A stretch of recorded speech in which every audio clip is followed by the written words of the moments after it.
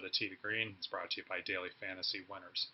And for this episode, it is the Memorial Tournament. This is Jack's place over in Dublin, Ohio, in the Columbus area. And this is a tournament that usually has a very strong field. It's a couple weeks here before the U.S. Open.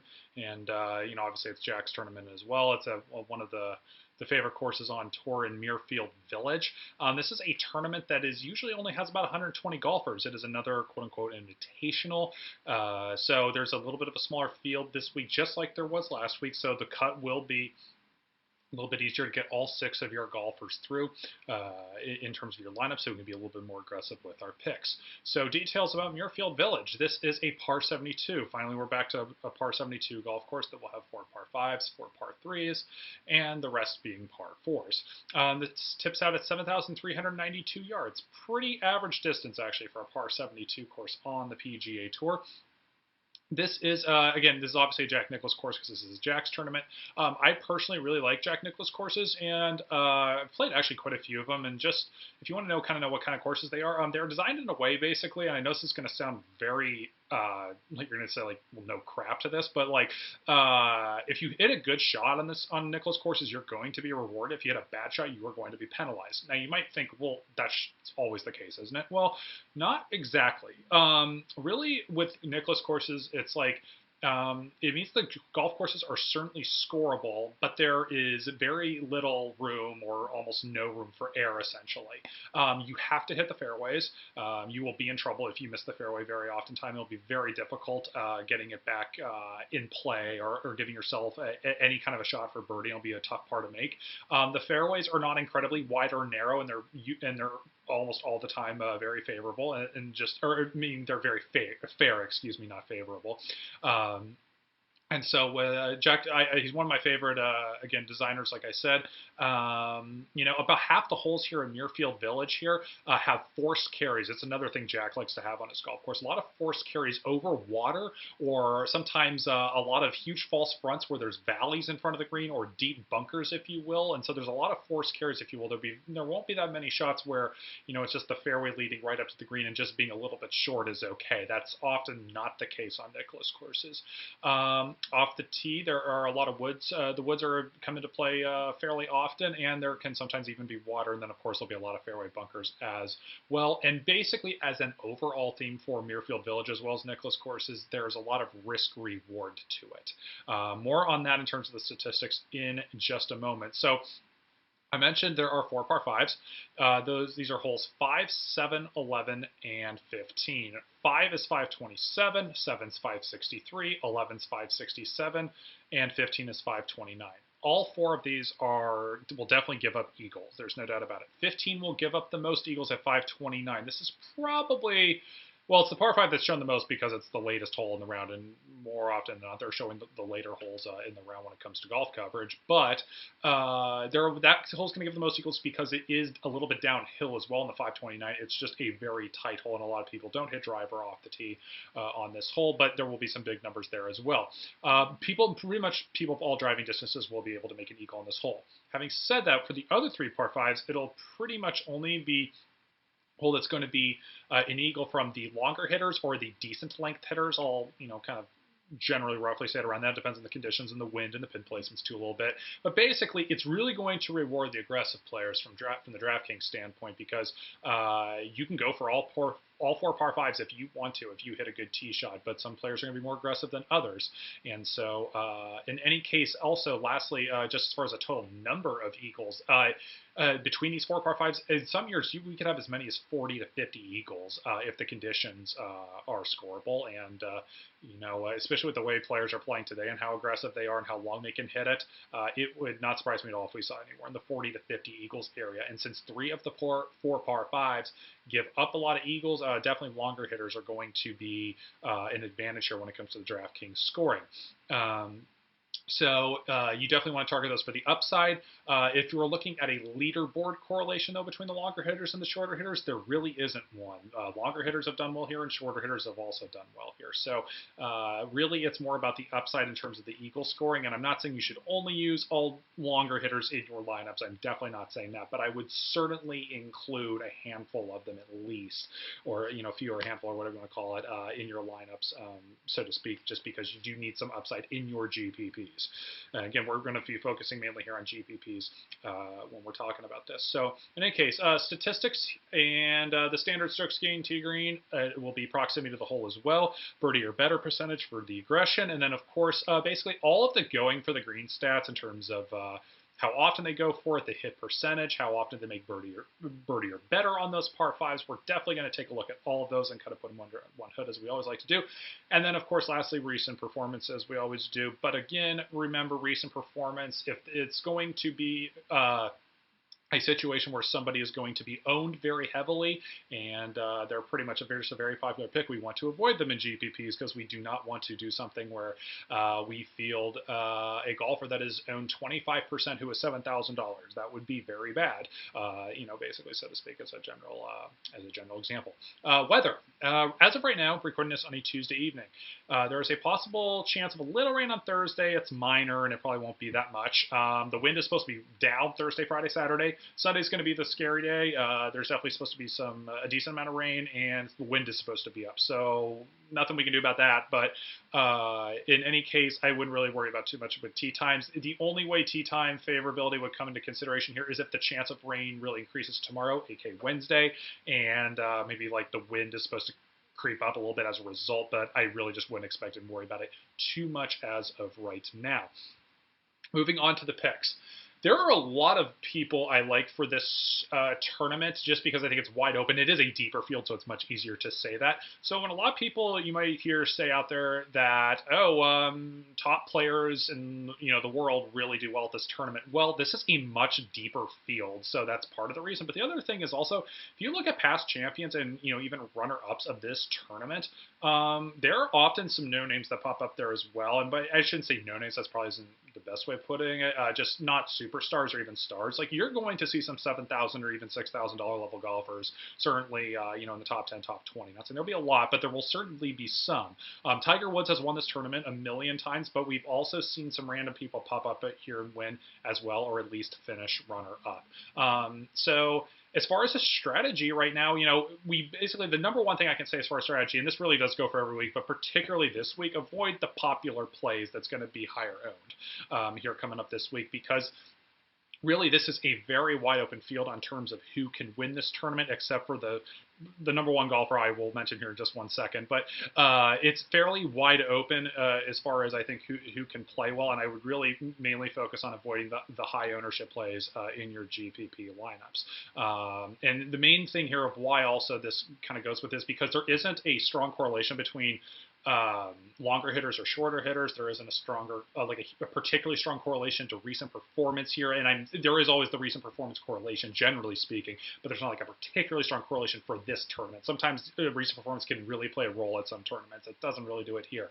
So that's just the main reason why the number one focus can be avoiding the high GPP plays. Okay, on to the picks. The A list is a little bit narrower this week as opposed to the B list, just because there are a lot of guys I like, and I kind of wanted to make a little bit longer of a B list, so to speak, and then just kind of narrow down the A list just a little bit, and hopefully that helps you all a little bit. So anyways, number one pick is Jason Day at $12,400. We have three guys here at the $12,000 range.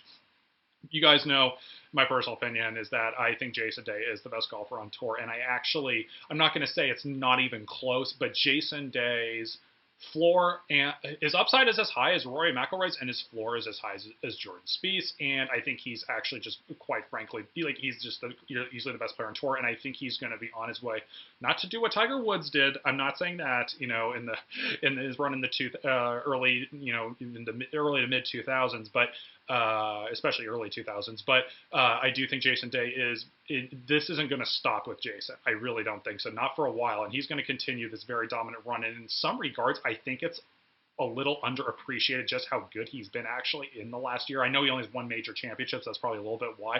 But in terms of what he is doing statistically, in terms of how dominant he has been on all these tournaments, and his one slight downstretch was in the winter months when he didn't play at all after the President's Cup, pretty much, for the most part. Would that have been October, November, December, and then you didn't play till, January, basically, any competitive golf. That's his one slight downstretch, and he got it back pretty darn quickly. So, in any case, I like Jason Day, 12,400. Would not hesitate to roster him a lot in your lineups. I do think he will be decently owned. He will certainly be over 20%. I don't think he will be more. He could be up to in the 25% range. I don't think he will be as high as 30 because there are so many. This is such a great field that there's a certain ceiling that you just know somebody won't go over in terms of the ownership, just because it's such a deep field. Unlike some other weeks, like last week, like the Dean and DeLuca or something else that's a little bit of a weaker field. So, anyways, that's why I would do Jason Day. My second recommended golfer is moving still in the 10K range, but it's Rickie Fowler, 10,300. A lot of people are jumping off of Rickie Fowler a little bit right now just because he has a couple missed cuts, and that's fine, it's understandable, but Rickie is about as good as they come from a tee degree game, and which is exactly what you need on a Nicklaus-type golf course. And there is not a hole in Rickie Fowler's game, and I still think his recent performance is pretty darn good when you take a look at it, and he is somebody that can absolutely win the golf tournament. And so I've got no problem with Rickie. I'll actually pull up here on DraftKings right here and take a very quick look into Rickie Fowler. So he obviously missed the cut at the Players when he's defending champion, but he's still fourth at Wells Fargo, T20 New Orleans, and he missed the cut at the Masters. And that was definitely a bad call on my part at the Masters there, remembering that one. But still a bunch of obviously top tens right here. And so I know his recent performance isn't perfect right now, but he is still statistically very good tee to green right now. And this is a good course fit for Fowler. And some people have said Fowler has not played well here before. He's missed his last two cuts here, but I'm not even huge on course history. But I will say though that Fowler was was the final or the second to final pairing with Tiger Woods at the 2013 Memorial when Tiger won there. Just had a bad last round, and he finished runner-up a couple years before that when Justin Rose won the tournament. So Fowler has definitely played well a year before. I think it's just one of those things that some people might be forgetting. So in any case, the next person is Dustin Johnson at $10,100. Tremendous upside, as we all know. Someone who might slide through the cracks a little bit. I emphasize the words a little bit because he will still be owned decently, but it's more because Matt Kuchar is right below him, who has been on fire as of late, who is also a former champion here, and Hideki Matsuyama is also not that much more expensive than Dustin, and Hideki won here 2 years ago and has been on fire as well. So that's why I'm just saying he'll slide through the cracks a tiny bit. But the upside's still there, and Dustin's playing phenomenal golf, and again, just slowly, kind of quietly under the radar, just the tiniest bit for what the people around him this weekend because of how great the field is. So I think you can get some great value out of Dustin with the eagle potential, and obviously you can easily certainly win the golf tournament. So. Next golfer, Bubba Watson, 9,600, for very similar reasons of Dustin, slightly under the radar, and obviously can rack up the eagles. His ownership, again, these are all these golfers in this range, so to speak. They're all going to be owned a decent amount. The top three will be owned the most just because they're all coming off of wins, but nevertheless, the rest of these guys, they will still be owned a decent amount, and it's also because we can be a little bit more aggressive with our lineups with the smaller field of 120 or so players. So in any case, so you're going to need to roster a couple of these guys, and so Bubba's another one of my favorites around this price point. Again, there's absolutely nothing wrong with Bubba at all right now, and I think his upside's perfect for what you need here this week. And so now we're going to jump down. Actually, I have a pretty big gap in here, and there'll be a lot more in this gap that's kind of more on my B list, but we're jumping all the way down to $8,000. For Charl Schwartzel. He is just continuing to be underowned, and I think he's just still too cheap. I don't think Vegas is giving him the proper respect for what Schwartzel can do. I mean, let's also take a step back. That Schwartzel has won 3 times this year, and I know all the fields have not been the strongest, but Schwartzel is also a former Masters champion. He's also played fairly well in some other majors as well. So just keep in mind when you're taking a look at Schwartzel, while it may not be perfect, remembering you're getting $8,000 for someone who has won 3 times this year can obviously win at any point. He's won in big fields as well. And again, we are talking about a GPP here. So again, it's a little bit of maybe a boomer bust factor, if you will, but still, even in cash, I would go ahead and do it in cash as well, I guess, quite frankly. So Schwartz, I think you're getting tremendous value there. And remember, there are a lot of guys around the $8,000 range that will probably be rostered this week because there aren't that many also around the 8K range. This week. They're in the 7,000 range, but if you look here, there aren't a lot of guys in the 8K range. So some of those guys above Schwartzel, I do think will be rostered a decent amount, and I'll get into that more in the fade list here in just a moment. So just keep in mind here for this tournament as well, there's going to be a decent amount of ownership for around the 8K range, just because there's not that many golfers around there. People will still go with high-low strategy, I guess, too. But in any case, moving on, Rafa, Cabrera, Bello at 7,900. This guy is actually somebody who's continuing to be a little bit overlooked as well, kind of on a week-to-week basis. Cabrera Bello is in fantastic form as of late, other than outside the Players' Championship, of course. The slight knock is that he played in the BMW last week, and I kind of don't like the fact that he is coming from overseas now to play in the States the following week. I usually do not like that, and some other guys I actually kind of knocked them down slightly for that. But Cabrera Bello, in my opinion, is just way too cheap to pass up based on all this recent performance, and the Vegas odds actually do not have him that great, and he's not being talked about very much. So I think you're going to get good value here with Cabrera Bello in this situation. He is absolutely fantastic tee to green. The one thing that holds him back, that's I won't say consistently, but it's the one knock on his game has been the putter. But the thing is, he is so good tee to green that his floor is very high, so I think he's playable in all formats. And if the putter does come around, just on that given week, he is absolutely somebody who can win the tournament. He's somebody that also, of course, almost won the WGC match play, got down to the final 4, I believe, if I remember right. It was around there. So just keep that in mind. Maybe got the championship match. I have to go back and double check that. But in any case, we are moving on to the next player, which is Danny Lee at 7,500. Danny Lee is probably the one person I'm a little hesitant on from the ownership perspective, just because he was been rostered a decent amount recently, although this is a much stronger field and there are much more options, and Lee did not jump off a huge amount in the odds per dollar on the odds per dollar sheet as far as Vegas odds compared against the price of DraftKings. So I don't think Lee's ownership will be too much off the charts, but he is a great course fit here. Really great tee to green. There isn't actually a hole in Danny Lee's game. He's in terrific form, and I've said my piece. I remember, I think it was in the last video or 2 videos ago, that Danny Lee, since he got a new caddy, basically, he's been playing fantastic. He seems to be turning a corner and getting back to where he was playing down the stretch of 2015. So keep that in mind for Danny Lee. Anirban Lahiri at 7,200. Lahiri is somebody that I've actually recommended quite a bit this year. You're definitely getting the upside of Lahiri because he's a longer hitter, but his accuracy's also been pretty darn good as well, which I really like. And I think he's a younger guy. He's slowly getting better each and every tournament this year. And it's somebody I think you're going to see some pretty darn good finishes, and you will see him win sooner than later. I'm not saying he's going to win this tournament, but he's going to get a win here very soon, and I do think you're getting tremendous upside there, and you'll still get some good value.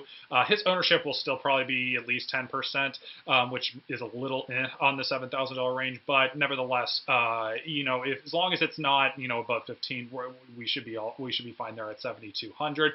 Really like him, and then I'll admit here, there's 2 more guys I'm going to mention here at 6,500. Everybody below 7,000, I will just say right now, I do think there's a good kind of dividing point between the $7,000 and the $6,000 range this week. Most tournaments, I don't think there's often that often of a. There's not a clear dividing point. I think there's a good mixture. But this week in particular, I think the difference between the $7,000 to $6,000 range is a little bit more steep. So not huge on the $6,000 range here. But a few names I do think will do well, and there will be some more on the B list. But the couple I like anyways, moving on here, are Harold Varner III. DraftKings says Harold Varner III, whichever you want to call it. And Willie McGirt at 6,500 as well. Varner has been playing very well. Longer hitter, very likable guy in my opinion. Very good in the media sessions as well. And he's keeping the ball in play also, which is very good. He's been doing that as of late. That's one other last thing I actually want to touch up on before we wrap this up. I really do, I would say, avoid people who are not hitting the ball well as of late, like kind of in their last, handful of tournaments, because you are going to have to hit driver on some holes here, and you are going to, there are other holes where you're not going to be able to hit driver, and you just basically need to be striking the ball very well as of late. So if somebody, has, maybe they're historically decent driving accuracy, and they've just been awful the last few weeks, then I would actually try to tend to avoid them even in that case. So because Nicklaus courses, this course will bite you if you miss the fairways often enough, unless you just scramble like the best you possibly can, but you don't want to have to rely on that. So just want to touch up on that. But Harold Varner III playing very well right now. Good results, and definitely got some upside with him. And then William McGirt, 6,500. Just too cheap at 6,500. I think you're getting good value there. Okay, on to the fade list, a list that I've been increasing a little bit more as we focus a little bit more on fading the higher-owned players in GPPs. This is a much bigger list this week. This is a little bit of a smaller field, so we're going to have some higher ownerships here a little bit as a result. This is a bold list, and you are welcome to follow the bold list. This is kind of a bold fade list, if you will. There are a lot of good names on here and a lot of popular names on here.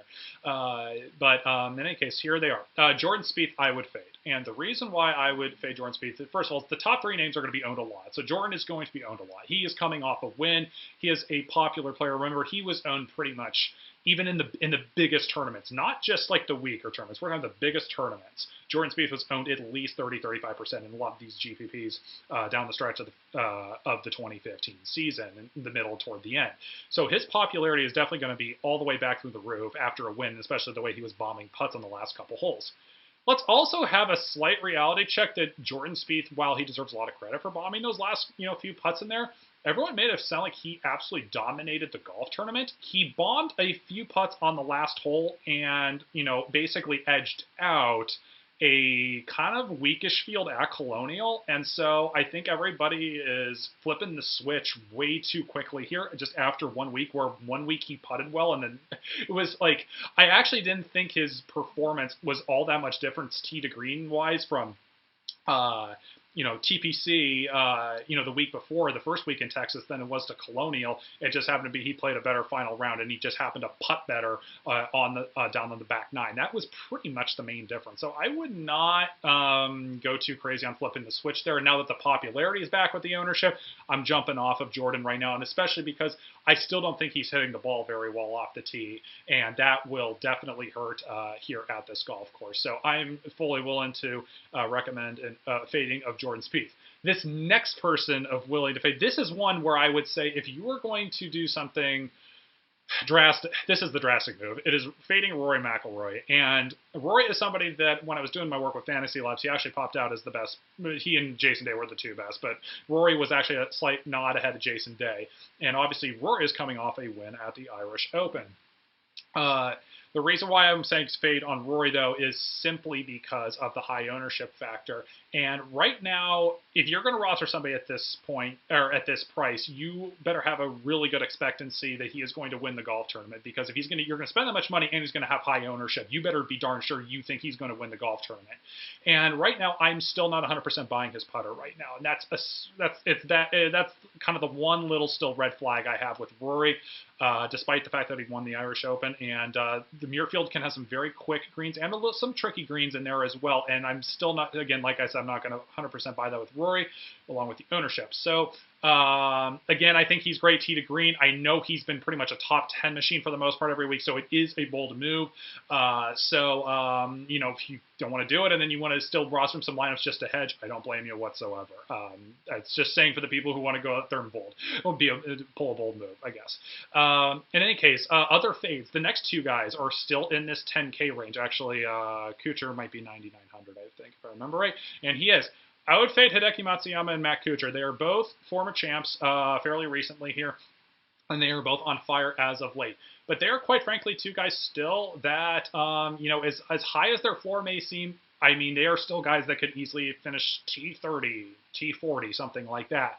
And they're just going to have a very, very high ownership. And so I would just go ahead and fade those. Matsuyama's, Kuchar's kind of an easier fade for me to recommend just because he has as high performance as he does. Hideki's a little bit tougher because I think Hideki is much stronger in terms of his overall game, and that's just a tiny bit tougher. But I still think Hideki's going to be on like at least 25%, and that's just too much. As much as I've recommended him in the past.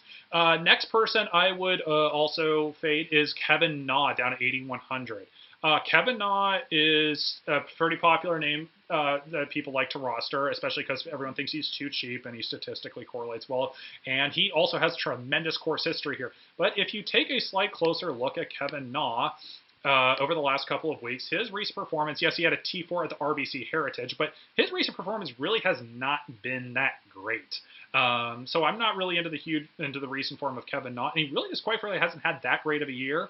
Overall, he's had like some all right, decent tournaments, but as far as, his T4 at the RBC Heritage, that's a very weak field, and the T3 at the Career Builder Challenge is a fairly weak field. So I'm not fully into the Kevin Na play, and he will probably be, again, because he's in that around that average $8,333 mark.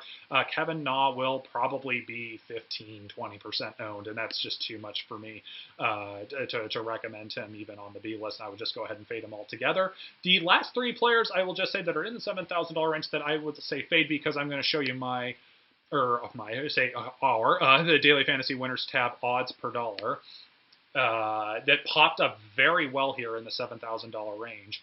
And that is, if this will load, which would be great. There we go. Internet's running a little slowly today. I apologize. So the first player is Daniel Berger. I would think he would have great upside here, but the Vegas odds love him. A lot of people are talking about that they like him because he has amazing recent form, but it's just going to be too high of ownership.